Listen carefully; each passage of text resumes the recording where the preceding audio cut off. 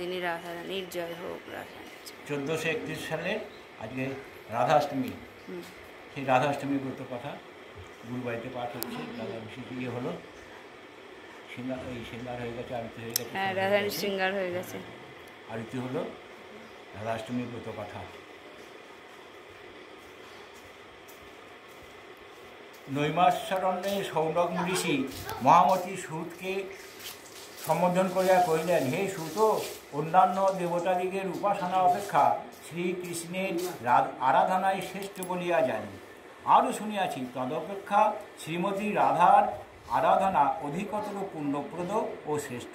অতএব শ্রীরাধার অর্চনা বিষয়ক কোনো ব্রতাদির কথা আমাদিগের নিকট কীর্তন করুন। সুত কহিলেন, হে ঋষিগণ, আপনাদিগের প্রশ্ন অনুসারে অতি গোপনীয় ব্রতের কথা বলিতেছি, শ্রবণ করুন। একদা দেবর্ষি নারদ শ্রীকৃষ্ণের নিকট উপস্থিত হইয়া কথা প্রসঙ্গে জিজ্ঞাসা করিলেন, ভগবান, আপনার মুখে নানাবিধ ব্রত কাহিনী শ্রবণ করিয়াছে, এখন শ্রীমতী রাধিকার জন্মদিন ব্রত শুনিতে অভিলাষ করি, উহা আমার নিকট কীর্তন করুন। বৃষভানু রাজা কে, কাহার পুত্র, কি কারণেই বা পৃথিবীতে জন্মধারণ করেন, তিনি এমন কি পুণ্যই বা করিয়াছেন যে আপনার প্রিয়তমা চিৎশক্তি সর্বণী শ্রীমতী রাধিকাকে কন্যারূপে প্রাপ্ত হন? শ্রীকৃষ্ণ কহিলেন, দেবর্ষে, তুমি জীবনমুক্ত ও আমার পরম ভক্ত, সুতরাং তোমার নিকট পৌরাণিক কাহিনী বলিতেছি, শ্রবণ করো। ভক্ত ভিন্ন অন্যের নিকট ইহা প্রকাশ্য নহে, অভক্তের নিকট ইহা প্রকাশ করলে পদে পদে অমঙ্গল ঘটে। কোনো সময়ে সূর্যদেব ত্রিলোক পর্যটন করিতে করিতে নানাবিধ ঐশ্বর্য দেখিয়া মনে মনে তপস্যাচরণ সংকল্প করিলেন। তিনি মন্দর পর্বতের গুহায় অবস্থিতি করিয়া কঠোর তপস্যায় প্রবৃত্ত হইলেন। ক্রমে দেব পরিমাণ সহস্র বৎসর অতীত হইল। সূর্যের কঠোর তপস্যা দেখিয়া দেবরাজ অন্তরে অন্তরে ভীত হইয়া উঠিলেন। তিনি দেবগণের সহিত মিলিত হইয়া আমার নিকট আগমনপূর্বক সূর্যের তপস্যার কথা বলিলে আমি বলিলাম, দেবরাজ, সূর্য হইতে তোমাদের কোনো বিপদের আশঙ্কা নেই, তোমরা স্বস্থানে প্রস্থান করো, আমি সূর্যদেবকে তপস্যা হতে ক্ষান্ত করিব। দেবগণ আশ্বস্ত হইয়া প্রস্থান করিলে আমি গরুরারোহণে সূর্যদেবের নিকট উপস্থিত হইলাম। আমাকে দেখিবা মাত্র সূর্যের আনন্দের আর পরিসীমা রইল না। তিনি বলিলেন, ভগবান, আপনাকে দর্শন করিয়া আমার জন্ম ও তপস্যা সার্থক হইল।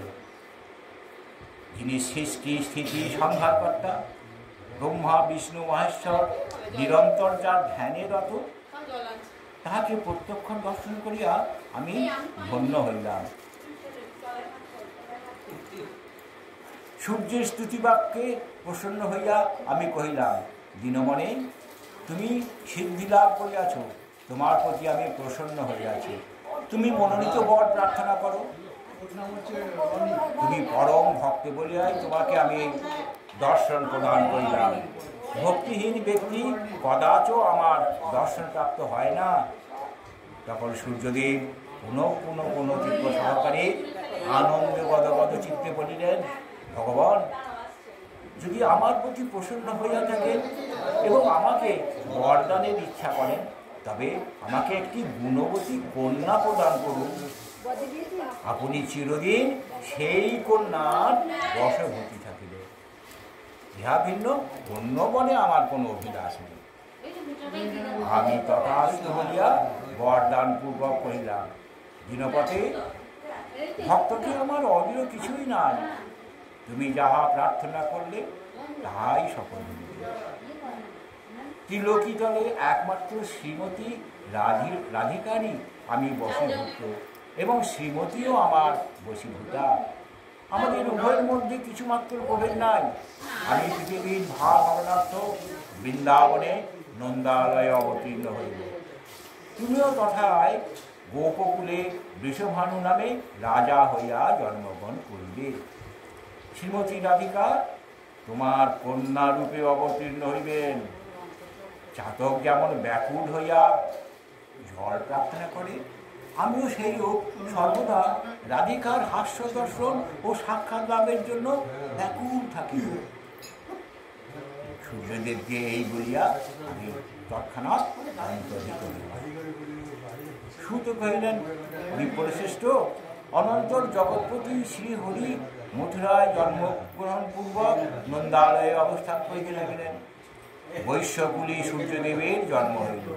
তিনি সমৃদ্ধিশালী, ভক্তশ্রেষ্ঠ ও ধর্মশীলা হইয়া বিষভানু নামে প্রসিদ্ধ হইলেন। সর্বসুলক্ষণাবতী গোপকন্যা কীর্তিদার সহিত তাহার বিবাহ হইল। যথাকালে ভাদ্র মাসে শুক্লপক্ষে অষ্টমী তিথিতে বিশাখা নক্ষত্রে কীর্তিদার গর্ভে একটি পরমা সুন্দরী কন্যা জন্মগ্রহণ করিলেন। সংবাদ পাইয়া গোপ গোপীরা দধি দুগ্ধাদি বিভিন্ন দ্রব্য লইয়া বিষভানুর গৃহে উপস্থিত হইলেন। কন্যার অমৃত পূর্ব রূপ দেখিয়া সকলের বিস্ময়ের পরিসীমা রহিল না। তারা পরস্পরের সঙ্গে দধি মিশ্রিত হরিদ্রাচূর্ণ সেচন ও নবজাত কন্যাকে পুনঃ পুনঃ আশীর্বাদ করিতে লাগিলেন। কন্যা দর্শনে বিষভানু পুরো আনন্দের অবধি রইল না। তিনি ব্রাহ্মণ ও দীন দুঃখীকে ভূমিদানে সন্তুষ্ট করিয়া নানাবিধ মহোৎসব করিতে লাগিলেন। শ্রীকৃষ্ণ কহিলেন, এই কন্যায় শ্রীমতী রাধিকা নামে প্রসিদ্ধা। আমার মায়ায় মুগ্ধ হইয়া রাধা সতী আমাকে এই পতিত্ব বরণ করিতে অভিলাষ করিলেন। তিনি অভীষ্ট পূরণের জন্য গোবর্ধন পর্বতে গিয়া সূর্যদেবের আরাধনা করিতে লাগিলেন। এদিকে যথাকালে শ্রীমতী রাধিকার বিবাহ হইল। তিনি প্রতিলাভ করিলেন।